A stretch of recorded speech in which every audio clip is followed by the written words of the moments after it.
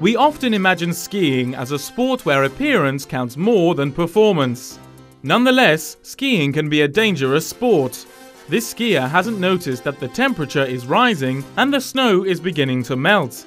As he goes down, a slab of snow breaks away and creates an avalanche. Luckily for him, he manages to stop, otherwise he could have been carried away by the mass of snow. In general, avalanches are started by off-piste skiers, but sometimes it's the ski run supervisors who start them with dynamite before the slopes open, for the sake of security. Although avalanches present a real danger, you don't risk much if you ski on the marked runs, just like this snowboarder. Having said that, it's the best place to crash into someone else. That's why there are more and more skiers who wear a helmet. Snowboarding has recently become fashionable. To train or improve your technique, there are snow parks in all major ski resorts, reserved for snowboarders. Freestyling is highly inadvisable for people suffering from vertigo or backache. If skiing is an expensive sport, freestyling is twice as expensive, since you pay for the same ski pass but stay as little as possible on the slopes. For those afraid of speed, there's cross-country skiing. The skis are thinner and there are no bindings at the back of the boot. It's a very demanding sport that requires lots of stamina. That's why most of the future Olympic ski champions come from countries where it often snows.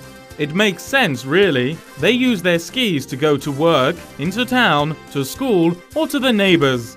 You'd think they even sleep with their skis on. For those who don't like sliding about, there are always snowshoes. No, they're not tennis rackets, but special soles that fix onto boots. They enable you to run in the snow without sinking in. Inhabitants of snowy countries might be talented at skiing, but they're a lot less good at football. That's understandable. Playing football with snowshoes on isn't that easy. At the end of the day, people who still want to play in the snow can go tobogganing. Don't bother trying to control your speed or your direction. There's no brake and no steering wheel.